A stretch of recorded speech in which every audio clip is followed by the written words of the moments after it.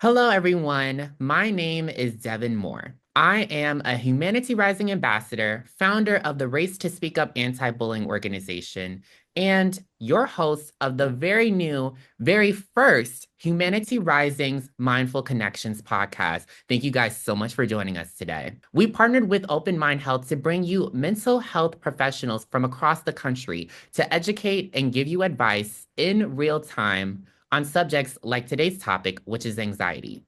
Joining us today is Alisha Woodall, licensed therapist and founder of Finding the Foundation, a private counseling practice in Dallas, Texas. Alisha has devoted her career to helping individuals, providing mental health education, and focuses on heightening self-awareness. Hi, Alisha. How are you doing today? I'm doing good, Devin. Thank you for that introduction. Awesome. Well, thank you for joining me. So, I'd love for you to start us off by talking more about your journey as a licensed professional counselor. Yeah, so becoming a counselor for me has been a journey from senior year of high school. So I have loved psychology since I was about 17 years old. I never wavered. I wasn't one of those that, and there's nothing wrong with it if you do change your mind or your major in college. I just wasn't one of those people. It was psychology and has always been. And so in my senior year of school, I was introduced to psychology through a mentorship program. And I just fell in love with the science of human behavior ever since. And so working with people, I initially started out working with teenagers. I was a therapist at a residential substance abuse facility, which is where teenagers were there for maybe anywhere from 60 days to 6 months, depending. And so that work, I think, really laid the groundwork for a lot of my work the rest of my career. I've been doing this for almost 20 years now.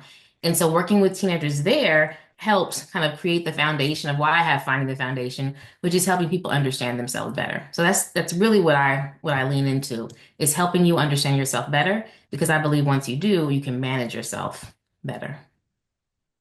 Perfect. Well, thank you for sharing that. And that makes it even more perfect for us to talk about this topic of anxiety today. So, as someone who's in the mental health field, actually, you know what? Let's just start at the very basics. So, how would you define anxiety? So, and anxiety gets a really bad rap, but it's not always a bad thing. So, I think there's a difference between anxiety and having an anxiety disorder.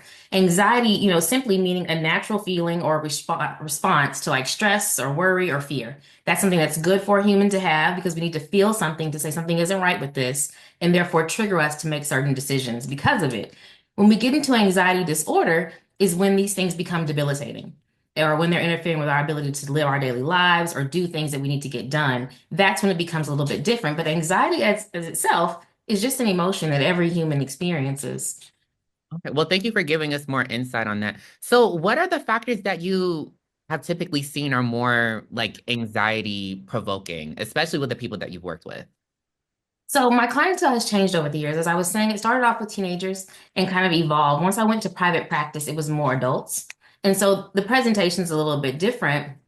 But typically, it's just a different feeling as if I'm not settled with my decisions. And sometimes that can be confused as anxiety. And so someone will say, well, I have anxiety disorder because I can't make a decision. But it's really, I have a difficult time with two very difficult decisions to make. And so when you think about anxiety and you think about like panic attacks, that's something very different than maybe feeling uncomfortable. We talked, when you and I met before, about internal conflict and anxiety, and those being two different things. Internal conflict meaning that I may think one thing and do another, and that doesn't feel comfortable, right? If you're thinking one thing and doing another, you can feel very uncomfortable with that decision. Same thing with anxiety, right? When you're feeling anxious, you're fearful of something, you're worried about something, and both of those can have a very similar presentation, but very different in context.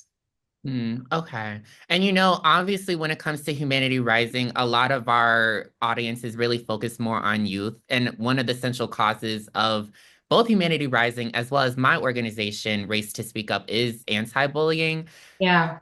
One of the main effects of bullying, and we'll get more into everything as far as bullying, but one of the main effects of bullying is anxiety. So, also keeping in mind with what you was just talking about with internal conflict, how can we really first to recognize when we're going through anxiety versus when we're going through internal conflict, especially in moments when we're going through repeated instances of harm, intimidation, that type literal bullying. What What can you give us more insight on that? Yeah, so remember, like I was saying, like anxiety is more so like a fear or a worry. So if we're talking about bullying, there is an actual situation or an individual that is causing you harm, and you are fearful or you're worried about that particular engagement or interaction with that person. And so obviously, there's going to be some very physical symptoms, whether it's sweaty palms, whether it's heart palpitations, meaning your heart is beating really fast. There are certain physical symptoms that we have when we're nervous or when we're a little scared. And so if someone is bullying you, attacking you, verbally or physically, there's going to be some obvious physical symptoms. Um, and I think when you're talking about bullying, say a little bit more to me about your understanding of bullying and anxiety and how those two things are associated. Yeah, of course. So when it comes to bullying, and I'm going to give the full definition, it's repeated instances of harm, intimidation. It's meant to hurt you. It's Yeah. meant to make you feel sad or upset, all this negative emotions. And it's also dealing with a power imbalance. So for example, with me, I went through bullying when I was in middle school. I'm currently in college, but I went through bullying when I was in middle school. That's what led to me starting Race to Speak Up. So it was revolving around three of my former middle school classmates. They were all white and they decided to do race-based bullying. So it was literal racism. It was literal them calling me inappropriate slurs, pushing me, making inappropriate racist pictures. And so when it came to that, my experience was, or at least I was going through anxiety. I had those sweaty palms. I had those my mind was going everywhere. Yeah. And even within that, I was literally just so nervous and so terrified. So that's what I personally feel when going through anxiety, and it just connects. So Yeah, I think in the chat there, I see where Crisley says, or Chrisley, I hope I said that right. To me, anxiety means when you're feeling stressed and it stops you from being able to do your best things, like presenting. So, like what you're describing, Devin, is like you would feel the stress, you'd feel the anxiety prior to going somewhere where you knew those particular people would be. Is that right? yes. So it's the anxious thought. And so again, remember that's that human thing about like, I feel there's a natural reason to respond to stress, worry, or fear. That's not something that's made up in your head. There's actually someone there who's harming you. And so therefore you're having a human reaction to that harm.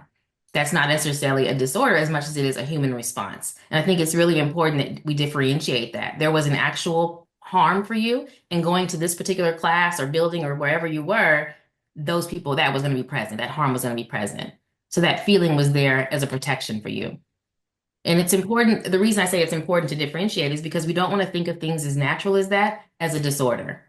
The problem is, to Chrisley's point, is when it interferes us being able to do things.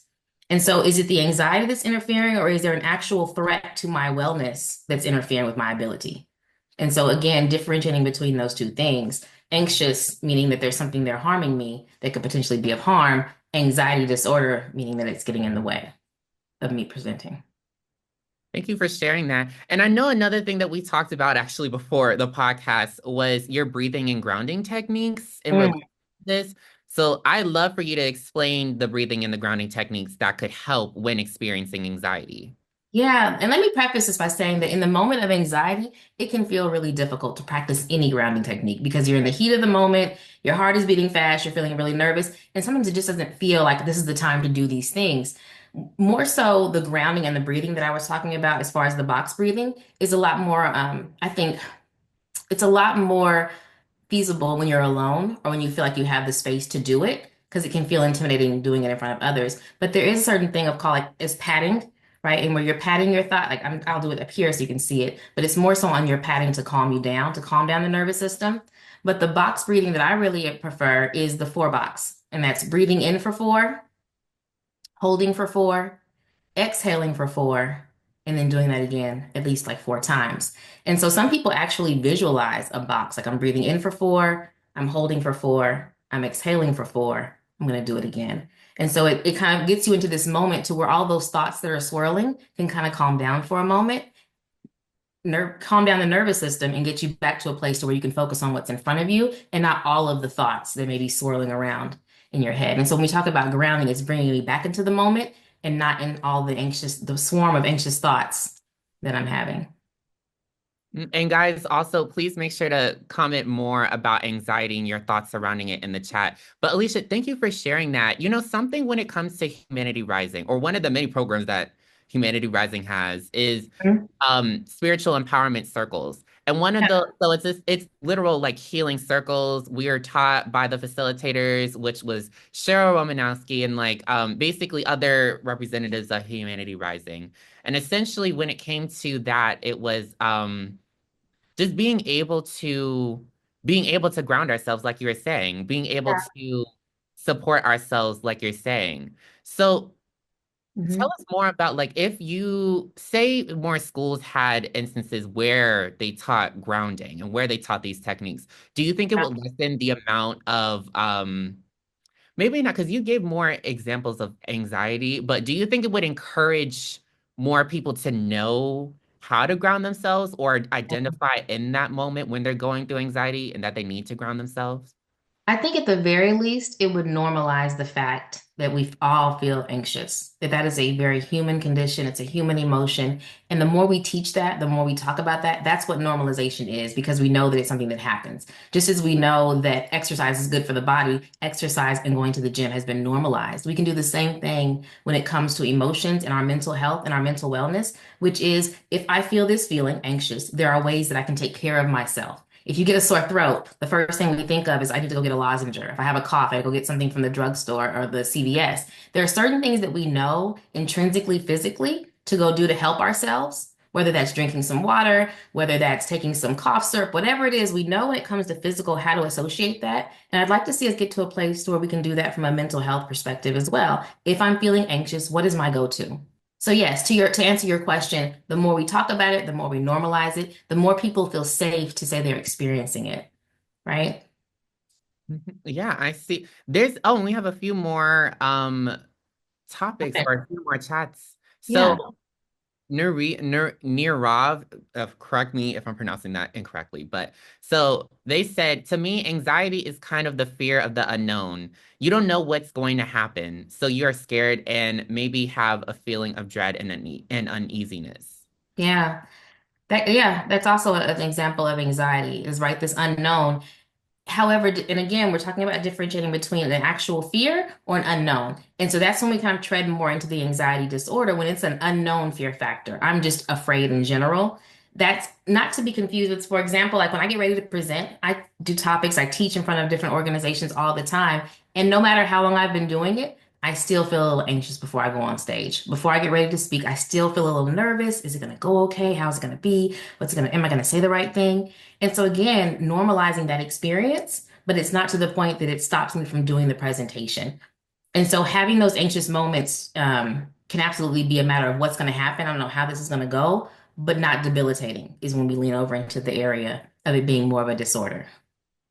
Thank you for shedding light on that.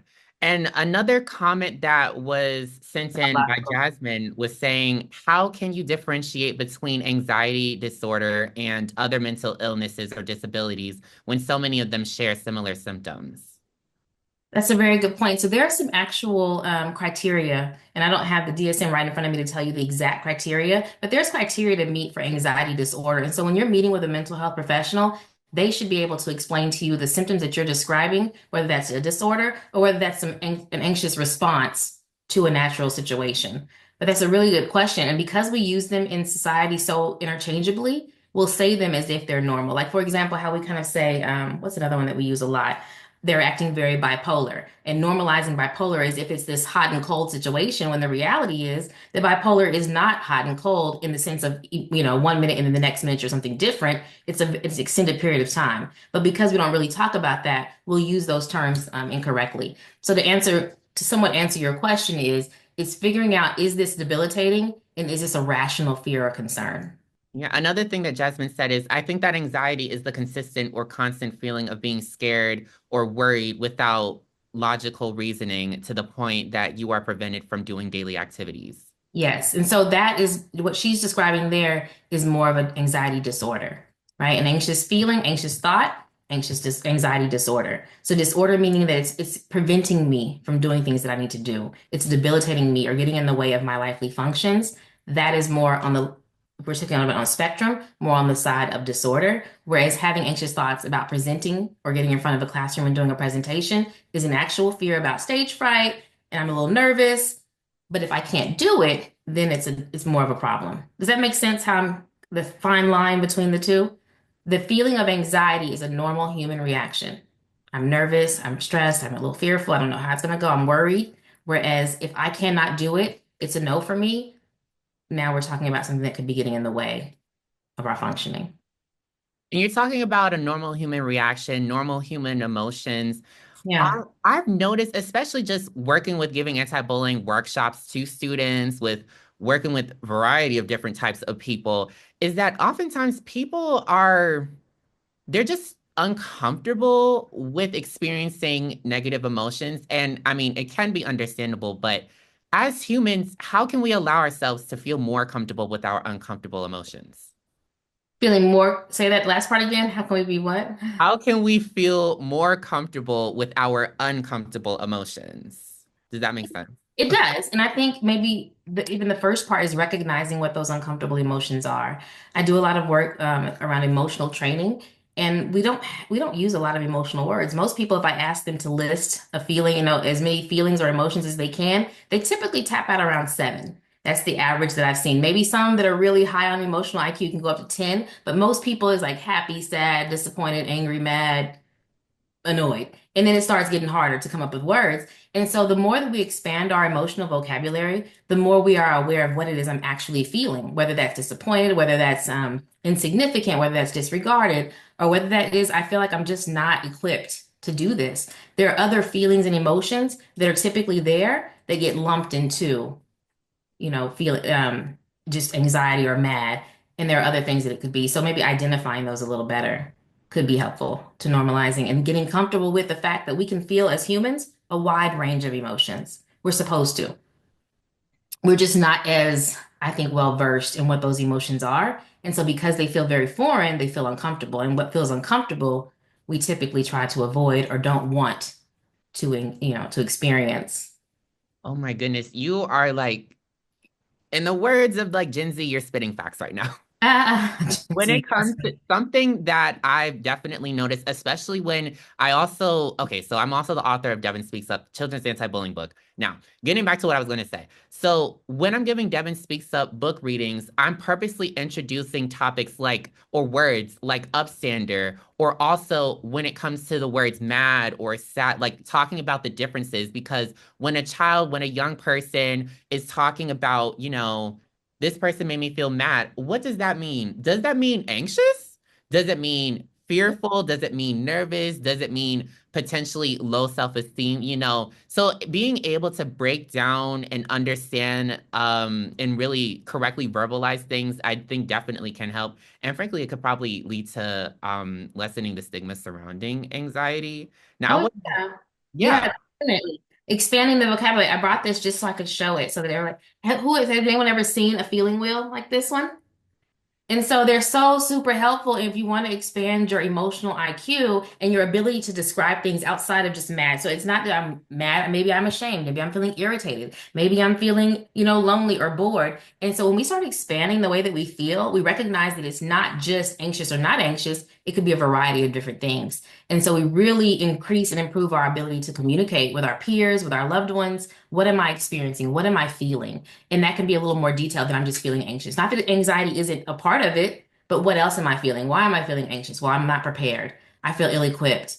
I feel ridiculed. Whatever it is, in attachment or an association with that could be so helpful to not only you filling out how do I figure this out and work through it, but how can my loved ones and people that know me and see me really see and understand what I'm feeling? Thank you so much for bringing that, Will. That helps to also visualize Yeah, these are on Amazon. Like, really, if you want, I encourage it. And one of the exercises that I give is like get the wheel and just choose a few words and start using them throughout the day. What associated with it doesn't have to be bad feelings. It can be good things, right? It doesn't. It's just how can I expand my emotional vocabulary? I see where Nathan said I think that anxiety is different from fear because anxiety can happen even if you're not afraid.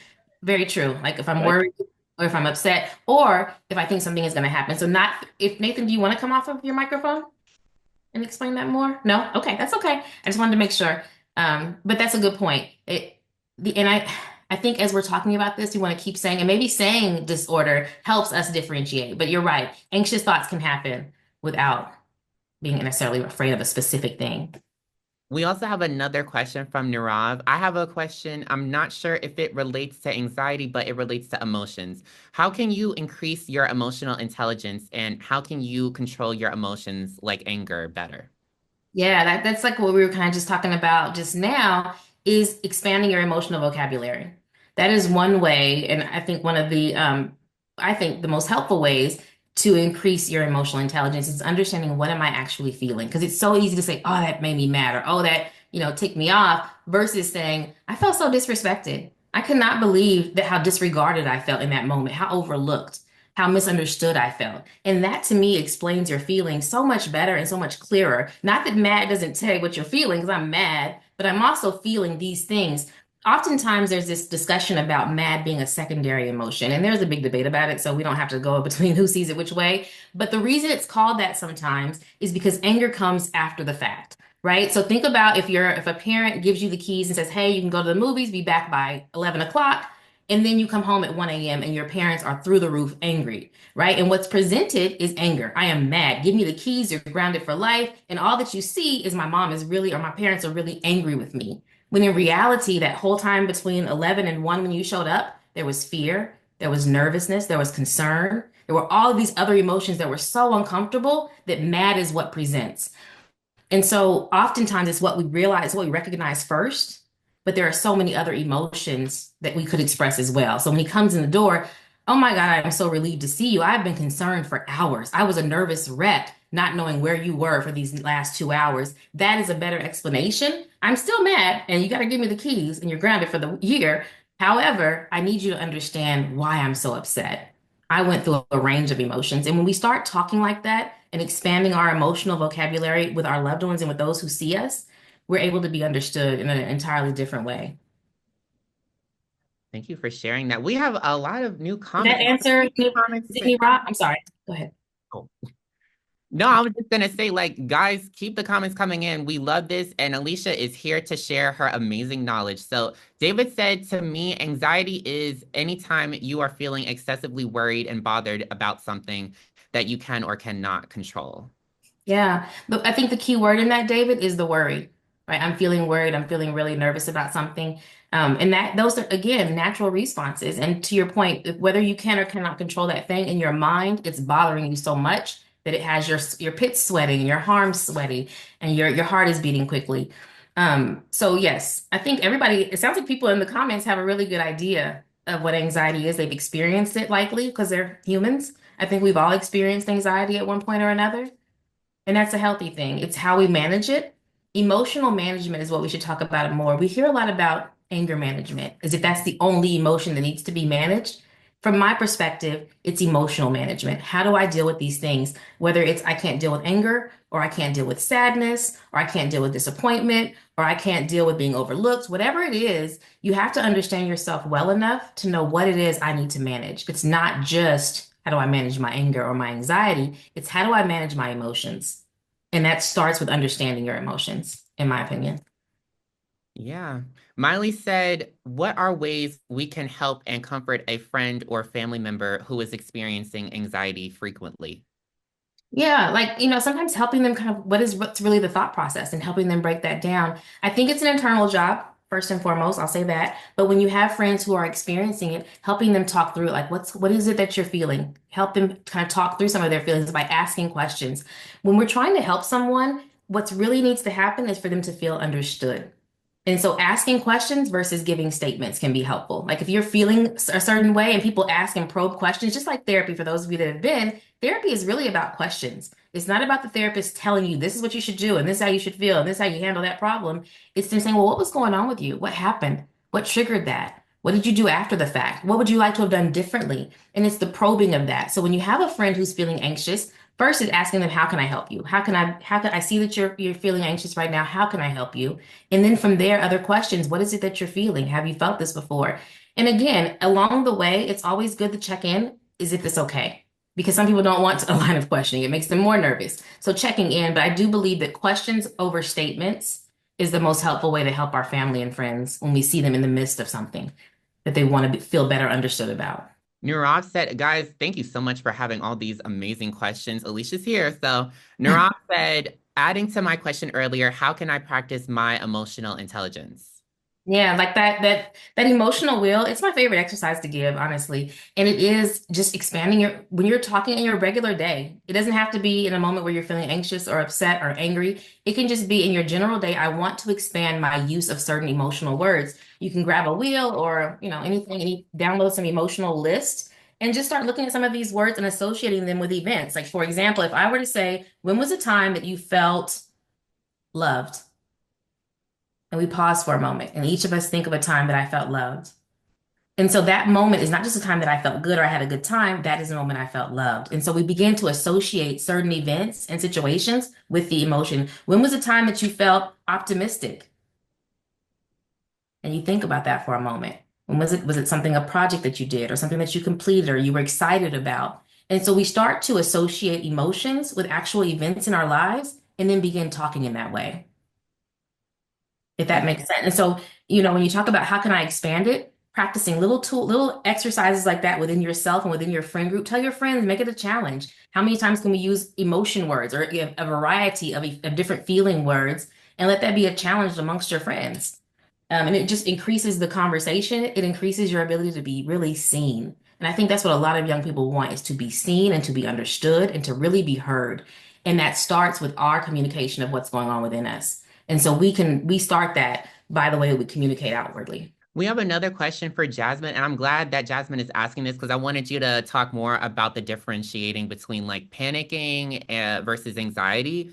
But starting off with Jasmine's question, how can you try to avoid a panic attack before one happens, as in when you start noticing symptoms or see a trigger? Yeah. Jasmine, I think deep breathing is one of my go-tos. It's one of because no matter where you are, you can do your breathing. No matter where you are, you can take a moment to deep breathe. You can remove yourself from the stimulating environment if that needs to happen. But more than anything, you want to calm the nervous system down. And so deep breathing and those breathing exercises I described earlier are going to be my number one go-to. But there are some other ways that could be a little bit more customized and curated to your specific trigger and what's triggering your panic attack, obviously. And so getting with a mental health professional, like your counselor, your therapist, to see what is my specific trigger. And then there may be some specific things you can do. But I'll say as a general answer is to really practicing breathing exercises. There are some apps, there's some YouTubes that really help expand our understanding of breathing exercises. There's like a Calm app. There's just some YouTube videos you can watch. And all of them kind of guide you through these breathing exercises. And we believe that because we know how to breathe, that we obviously know how to breathe because we breathe every day. But there are some ways to really calm our nervous systems down if we learn more about breathing exercises, deep breathing, holding our breath, putting affirmative thoughts with our breathing. There are all these different things that we can do to kind of help calm our nervous system down. So as a general answer, Jasmine, I would say practice breathing. Meditation is hard. People, it's hard to meditate, but the calm and the quiet and breathing exercises can be helpful. And meditation is always a good thing to at least try with. I know it's not easy, but you can try it. But in the midst of something happening, I would say breathing is important. Guys, I want to transition to our Q&A, but we're already doing Q&A, so I'm just going to keep reading questions. Alicia, and again, thank you so much for giving your insight, your knowledge. This is amazing. So, and you can kind of just add on to what you were saying with this, because I'm just going to ask what Nathan is asking. He's Yeah. saying also, how can you help someone having a panic attack? How can you help someone else who is having it? Yeah, someone else who's having a panic attack. Oh, okay.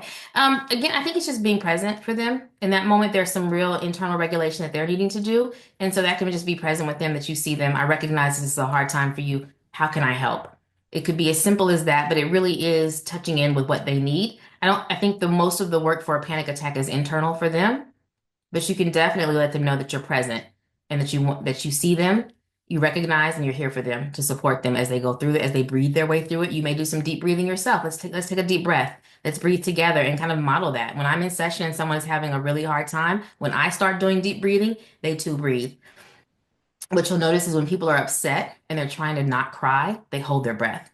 And you'll notice it now. I have post our conversation, but people can talk a really long time without breathing in between. And it's to stop from crying, it's to stop from triggering that emotion. So when you see someone holding their breath, what they're trying to do is, prevent themselves from emoting in any way, whether that's crying or whether that's showing that they're nervous. And so encouraging that breathing by simply doing breathing with them.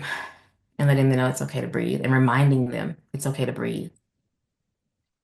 Yes, everyone, make sure you guys are breathing right now too. Alicia is giving a lot of great different techniques for doing that too. So Andy is saying, do you think that cognitive behavioral therapy is a one size fits all for anxiety disorders, or would you recommend other types of therapy instead? I think cognitive behavioral is awesome in the sense that the foundation of cognitive behavioral is focusing on thoughts and how our thoughts trigger our feelings and how our feelings end up resulting in our behaviors, right? So if the thought is, "Oh my God, this is going to be a horrible situation," the feeling is now I have increased angst, and the reaction may be fear, withdrawal, or just, not being able to actually do the thing that I'm trying to complete. So for that reason, I think cognitive behavioral is a number one go-to for most therapists when it comes to anxiety disorders because it really is training you to think about your thoughts. What were you thinking in that moment? How did that thought lead to that feeling? And how did that feeling produce this outcome? And when you can really get into the thought process of knowing that very simple, it's a very simple structure to CBT, which is thoughts, feelings, actions. What I think, I feel, and then I do. So it's a very simple flow from head to heart to feet, right? And so cognitive behavior really hones in on that and helps you really be mindful of what is it that I'm thinking right now. And if I can really manage my thoughts, I can possibly manage my peace, which is an affirmation that I usually use a lot of times with my clients is if I can manage my thoughts, I can manage my peace. And all that means is I'm going to figure out a way to navigate all of these thoughts that are swirling so that they feel manageable for me. Yes, I think cognitive behavioral is a pretty cool one. There are lots of them that can be adapted because you have all different types of therapy. If I can talk about this really quickly, is there so many different types of therapists, but a lot of them still lean, like, for example, I consider myself more of a Gestalt therapist. However, I use a lot of CBT techniques because they're really good when it comes to changing behavioral patterns. Behavioral patterns are rooted in thoughts. Thoughts are driven to feelings, and feelings go into behavior. So it's a simple concept that I think people can understand and really grab onto and really feel like they can take charge of it. And I know we were talking a bit about panic attacks and anxiety attacks earlier. Jasmine's just directly asking, how do you differentiate panic attacks and anxiety attacks? I think people use them kind of synonymously as far as in language. They'll say, I'm having a panic attack and an anxiety attack. Panic attacks, they have physical symptoms, right? But anxiety triggers the panic attack. So I think it's because they're used a little bit more synonymously than not, that people think that they're two very different things. Anxiety attack may be just more, I'm feeling more worried, and there weren't as many physical symptoms, whereas panic attack typically comes with heart palpitations and very physical symptoms that can look like something other than, I'm having a panic attack. And so one is very worry based, the other has physical, but they're synonymous in every sense in most sense of the word. Yeah, that's something I definitely noticed, especially among really my generation, to be honest. Not that I'm speaking for the full generation, but that's something that I've noticed when speaking at anti-bullying workshops is Yeah. a lot of the times there isn't a full differentiation between, but they're still able to give examples of what they're experiencing, the symptoms, the heart palpitations, the different things. And also they're talking about how they full on feel that when they're going through bullying as well. So Yeah. Yeah, there's not a there's a slight difference, but it's more so in presentation than anything. But I think for our intents of the conversation, they're sometimes used interchangeably. But panic attacks are going to be much more profound and often maybe confused with other physical symptoms. Like I'm having a heart attack, right? Or something is happening where I'm having a physical derailment versus anxiety, is just a lot of worry, so much worry that I can't function and I just shut down and sit. Whereas panic attack typically is associated with more physical symptoms. okay, okay. And so Sarai is asking, how can we better understand and emotionally support our friends, family, and even strangers when experiencing a panic attack without pushing them to do something that might irritate them? Yeah. A lot of times you'd be surprised how much people just want to be seen. And I can't say that's the case for everyone. For some people experiencing this, they may not want to be seen. They want you to leave them alone. But if it's someone that you care about, letting them know that you support them because you see that they're having a hard time. And it could just be as simple as standing with them in that moment and not trying to fix it, not trying to fuel it, because nothing feels worse than someone trying to fix something that can't be fixed from an external position. And so support is presence, support is being seen, support is being understood, and support is not being ridiculed. Like, I understand you're going through something right now. It could be as simple as touching their shoulder, holding their hand, whatever is within the comfort of your relationship. But a lot of times people just want to feel understood. I get it. I get it. Yeah, I remember one time I was doing a presentation and I would start when I first started doing presentations, I would let them know, hey, I'm nervous. I got some sweaty pits here before I teach. And they would all kind of give me their little, casual laughs or smiles from the audience. And it felt calming and affirming to know that we've all been there where you know your stuff, but you're in front of a whole room of people and I'm a little bit nervous. And so feeling seen calmed me down and gets me right back into the mode. Now let's talk about what I know for sure after we got that out of the way. So a lot of times helping them feel seen Yeah, and I think, feel oh, bad. Sorry, and not feel bad about it, right? It's a normalizing it. This is a normal experience. I get it. You're having a hard time right now. I'm with you. yeah, I think feeling seen is one of the main things that, especially young people, especially nowadays, like that's something we need. I think a lot of people need that, but especially young people who are going through a lot of different things going on in modern society. We don't need to get all into that part, but just the Right. different, yeah, it is a lot. And feeling seen, feeling heard, feeling understood, it goes a long way. I think a great example also to add on to that is having positive affirmations.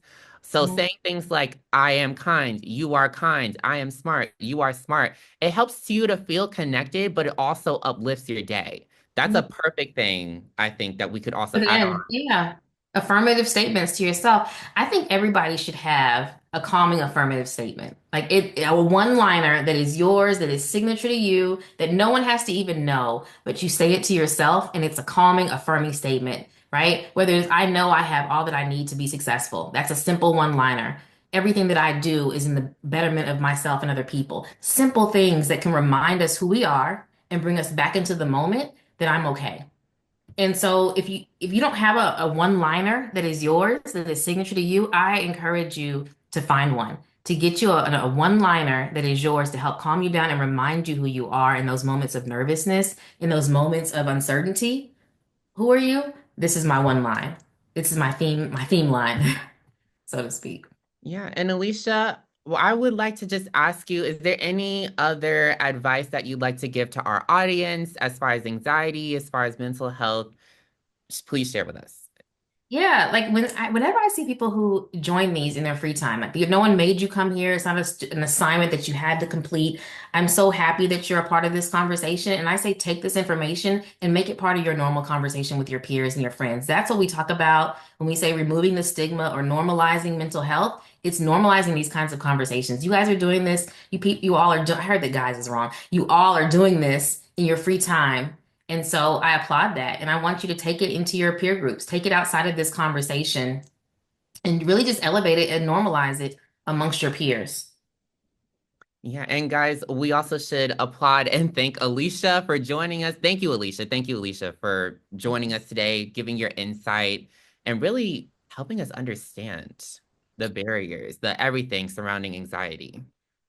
There was so much knowledge in this room. I really appreciate you all too and your comments and demonstrating and explaining how your understanding of this was is just as helpful and it made the conversation really flow. So your input and your presence is appreciated. Thank you for being young people that care and that want to take these kind of dialogues outside of online spaces. So I really appreciate y'all for having me. Thank you, Devin. Thank you, Debbie. Thank you, Kyron. Yes, of course. Then thank you everyone for joining. Remember, joining the Humanity Rising movement means that you can also receive service hours for both watching the Mindful Connections podcast and completing our after episode survey. And everyone, let's be mindful and rise up for ourselves and for each other. All right, everyone. We will see you on our next episode and have a great one.